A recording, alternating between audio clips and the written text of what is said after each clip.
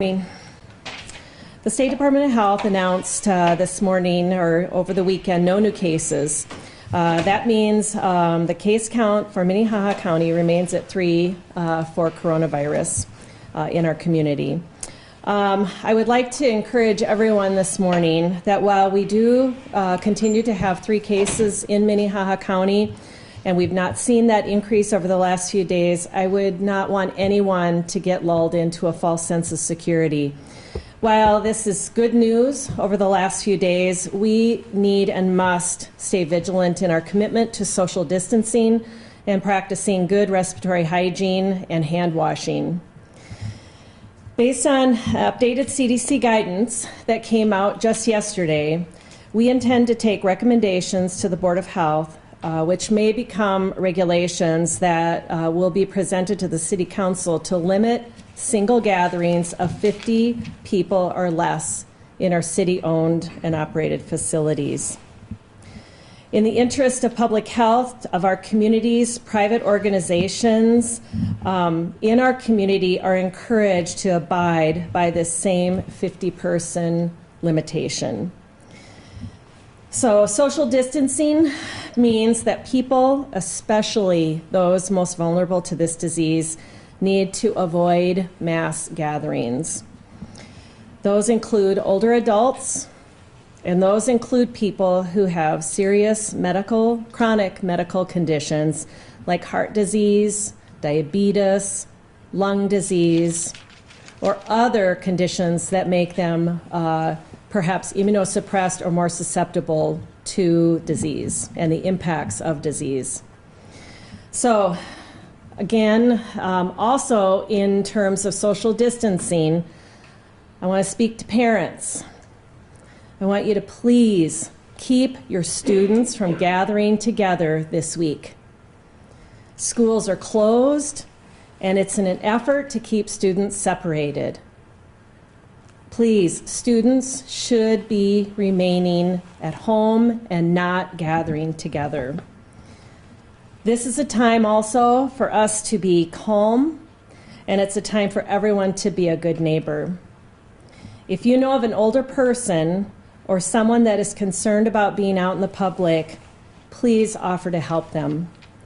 Offer to go to the grocery store for them, see if they need assistance with errands, and make sure that they are doing okay while they are quarantining themselves, isolating themselves, protecting themselves from being exposed to coronavirus. Perhaps offer to babysit and help people that need to go to work. I'm just suggesting these things because it's important for us to think about ourselves as a community and how we're going to get through this together, because we are one Sioux Falls. And it's our responsibility to be doing what we can to impact our community in the most positive way possible. So please know the signs and symptoms of COVID-19. Those include fever, cough, shortness of breath. And if you are ill, call ahead to your medical provider. Please don't be going directly to any healthcare facility on your own. Please call ahead. This situation is extremely fluid right now, meaning information about this response and guidance from the CDC continues to change. Please use trusted sources of information when looking for disease information. COVID.sd.gov is one source. They have a 1-800 number as well for this that the state has provided. That's 800-997-2880. And then also another resource is the cdc.gov. For any other assistance needs, please contact 211, and they will help guide you towards anything that you may need to help you as you're dealing with this response in the community. So with that, I would like Dr. Brian Maher, Superintendent of the Sioux Falls School System, to come forward and say a few words.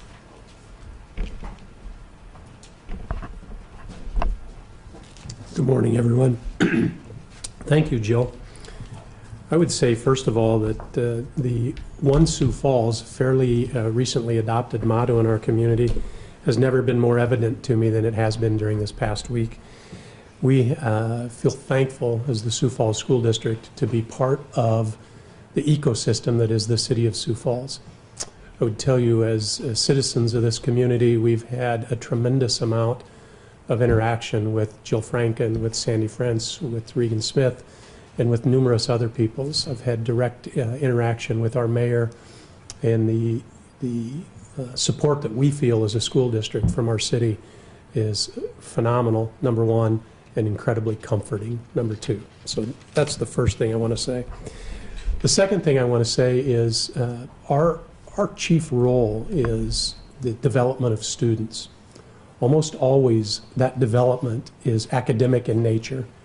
But right now our role has changed from an academic responsibility to a social responsibility. And given the information we've received from our health partners in the community, following the recommendation of our governor, part of that social responsibility is closing down our schools this week. And who knows, that may be just the beginning of that interruption. As we participate in our social responsibility to limit the spread of the coronavirus, I would encourage our parents to do the same in the household. And that is, I would say, put together a family plan on what this is going to look like this week and what this is going to look like in the event of an extended absence from school. And you might say, well, what does that look like? And I think it can look like a lot of things. I think it can look like card games. And I'm talking the old playing deck of cards, board games, things like that will engage the brain of your children. Let them have fun, but make sure that they're thinking while they're having fun. Technology, there are endless resources in technology, but I would encourage you as parents to make sure that technology is engaging the brain and not just passive and staring at a screen. So I'd really like parents to really think about that. In our role to help with that as a school district, we will be putting together an educational depository on our website. If you go to our website, you will see very prominently displayed the coronavirus button. If you click on that, that information will be there. It's not there yet, but it will be there by the end of the day today. And we will vet those things that we put up there, and those will be free resources available to you. The other thing that I would say is we've done what we could in terms of being age appropriate and sending home technology with our middle schoolers and with our high schoolers. If we get to an extended absence, I want you to know that we will figure out how to engage your child academically. Some of that engagement will be from a technological standpoint, but we are also putting together a distribution plan right now for packets of information, because we know it's not merely enough to have a device, it's also critical to have connectivity. And we're cognizant that not all of our families have that connectivity. So we'll make sure that we have options, both technologically and the old paper and pencil method as well. So with that, I'll close by saying, again, it's truly comforting to work in the environment of the Sioux Falls City during this uncharted time for us. And I'll turn it back over to Jill Franken. Thank you, Dr. Maher. With that, I would entertain any questions that you may have for either of us this morning. Do you get any information from the state about how many local people have been tested? The information that we get from the state is what is posted on the state's website. And so they have that chart that they identify of the number of cases that are tests that are positive, the number of tests that are negative, and the number of tests that are pending. And that's the information that we're receiving as well. Do you have any concerns about the number of tests that have been completed? As far as the number of tests that are completed, I do know that the health systems and all of those that have testing capabilities in our community are working hard within the number of tests that they have to identify those individuals that are the highest priority to be tested. And then certainly as additional testing capabilities are here, the number of tests that we can utilize, then I'm sure those will be expanded. Any idea locally when those numbers might increase as far as the number of tests? I can't answer that this morning, but we can get something back for you as soon as we're aware. Thank you. Sorry, so the three that you mentioned, are those the three that are being added to the 9, or is that the number period? Has it gone from 9 to 3? There are 9 cases in South Dakota. Okay. Of those 9 cases in South Dakota, 3 reside in Minnehaha County. And those 3 are the 3 cases that were announced earlier last week. When it comes to groups or gatherings of 50 or less, as the city council looks at that going forward, what could that mean locally for businesses or restaurants or bars? Right now, the ordinance and regulations that will be recommended to the Sioux Falls Board of Health that will go to then the City Council, those would be regarding our city-owned and operated facilities specifically. As far as beyond that, like I said, I encourage all in our community to be considering it's all about social distancing. There's things that we have the ability to influence, and those right now are our city-owned buildings. But there is a larger aspect to this that is our entire community. So any business, any entity should consider what do they need to be doing to protect not only their customers, but their employees, in making sure that we reduce the spread of coronavirus in this community. And so all actions that can be voluntarily taken today to make sure that we're following that guidance, especially right now, would be important for everyone to take under consideration. I don't think it would be, we would appreciate if it's all voluntary. That would be the absolute ideal, is if there's voluntary consideration of that type of guidance. Can you give an approximation of about how long this suggestion will go out? Which one specifically? The 50 or less.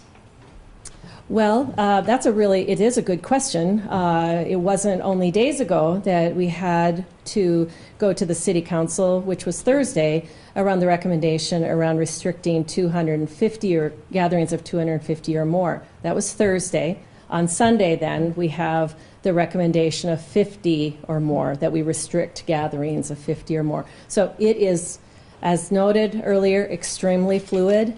And so I really, at this point, couldn't even tell you how long that will remain in effect before additional guidance is identified. But I would imagine we should be very vigilant to be watching what the CDC is putting out, and then being able to respond to it and be looking at how to we be as proactive as possible as a community. For those city-owned facilities, how will the city ensure that city utilities will continue as normal? Sure. Well, we have actually a whole section of our Emergency Operations Center that is dedicated to making sure continuity of operations for all of our public services are maintained, and especially those essential services. So they are working on that now to make sure that we've got that well in hand. So just to clarify, the 50 or less on public things, that's going to be an indefinite recommendation. You're not putting a time frame for the next week or 2 weeks. The guidance that's out there from the CDC is identifying that that should be something we consider for the next 8 weeks. And we are working to write regulation that would be in line with that guidance for the regulation that the Board of Health will be considering, that will be going to the City Council, that it will be consistent with those recommendations. We haven't written that exactly yet, but that is, we would want to be in line with that CDC guidance. With the 8 weeks. Correct. This past weekend, St. Patrick's Day, people were out and about. I mean, you talk about social distancing. I mean, is that something we should avoid going downtown like that in a big crowds. I mean, I know St. Patrick's Day is a holiday, but I mean, families will be gathering for Easter coming up in the coming weeks and stuff like that too, so. Everyone in every venue should be looking at how to avoid being part of crowds of people. That is a number one job of our community right now. We have a chance to impact this, and we have a chance with the actions we take now can have long-lasting implications for weeks for us. So what we do now, voluntarily and as a community, say we are going to take ownership and responsibility as individuals to abide by being socially distancing. It will have a positive impact for our community, but we have to be vigilant about it right now. The time is now for us to act on that. With acting, have you been in conversation with hospitals as far as what they're prepping for this, if they're expecting to be able to accommodate a worst case scenario when there's a lot of infections? Absolutely. Both of the hospitals have plans that they've had in place, and they have been testing those plans. They have been revising those. We've all been working on this as healthcare entities for at least the last decade, and then testing those out when needed. We had to use plans that were then, we had lessons learned with H1N1, with Ebola, and so they have really well-crafted plans that they are utilizing right now. Now, I know you said it was a recommendation on the 50 or less for private, but if it came to that, is that something the local governments have the control of, or would that have to come from the state? I'm going to hand this one off to Mayor Paul Tenhaken to regard that question.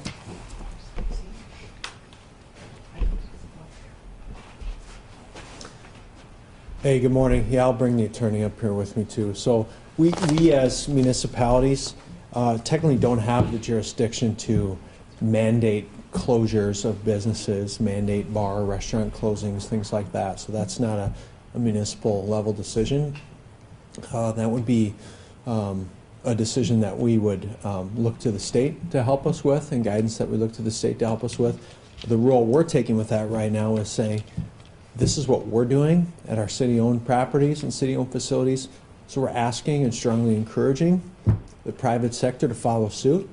We're not mandating anything, and because we can't at this point. But much like we did last week when we signed the 250 and over kind of restriction in city-owned facilities, a lot of the private sector, a lot of the faith community all kind of followed suit. So we're asking for a similar approach with kind of this new level of precaution that we're taking. We have people that are asking about the malls. Can you give us a little bit of insight into that? Yeah, the mall is still open, but different stores within the mall are adjusting their policies and hours accordingly. So Simon Properties, who runs the mall as a whole, they have not decided to close down the mall or shut down the mall yet. And I'm not saying they will, but as of right now, that's a store-by-store basis, some of the decisions that are being made on those retailers, but the mall's still open. Question for Dr. Maher,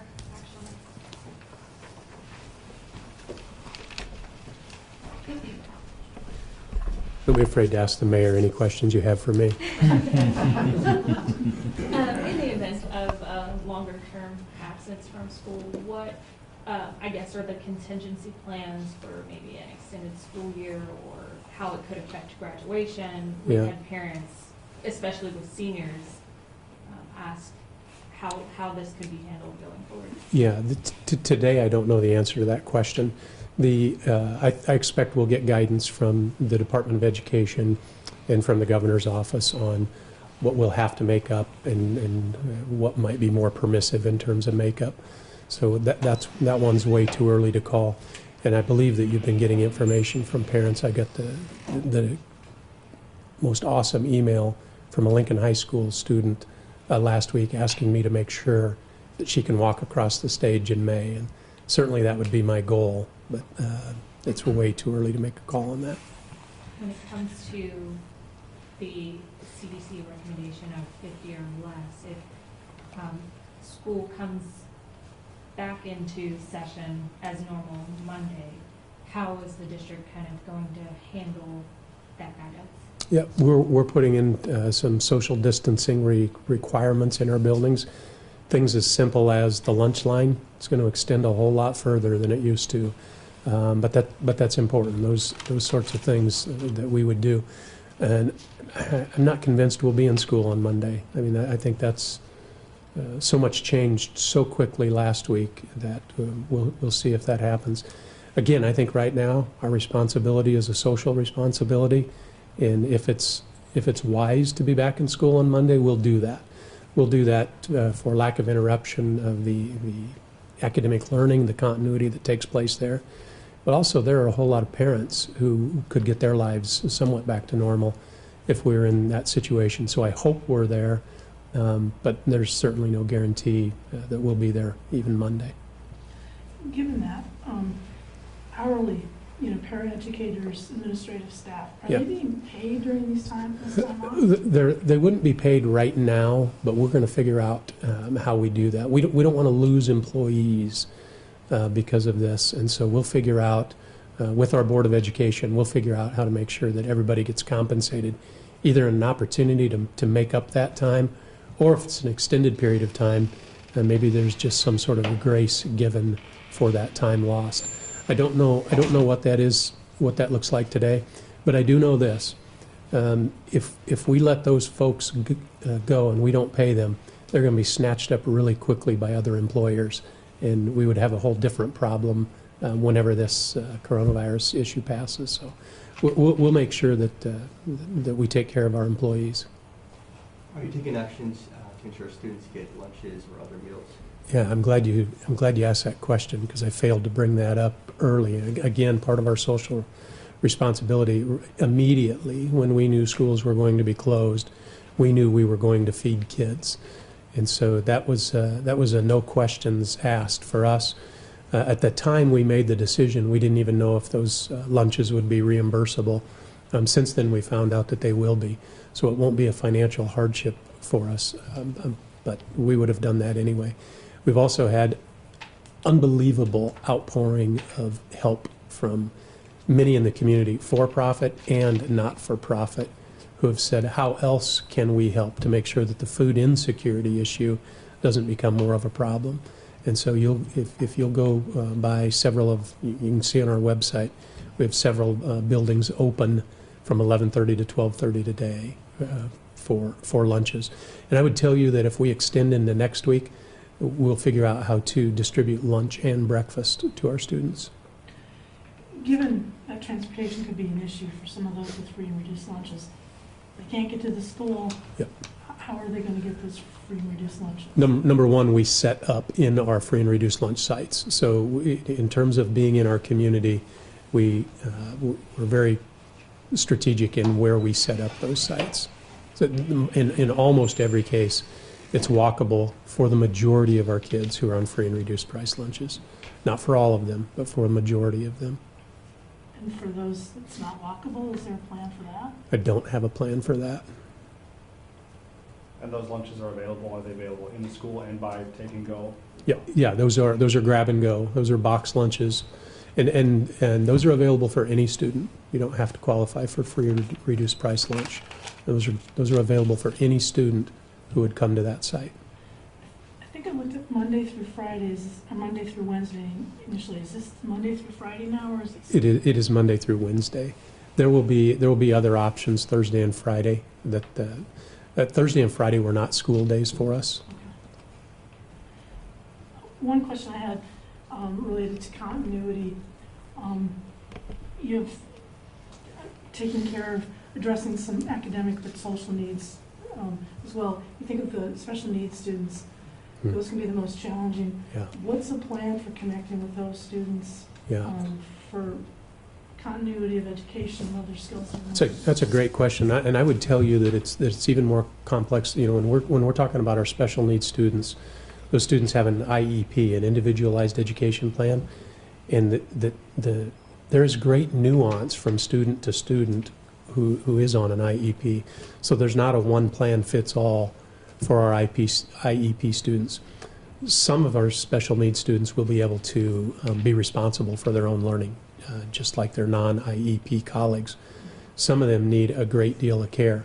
So we may be providing some homebound instruction that we don't ordinarily offer that student. We would offer that student in our building, and we'll just have to see exactly what their IEP states to make sure that we give them the best service we can give them.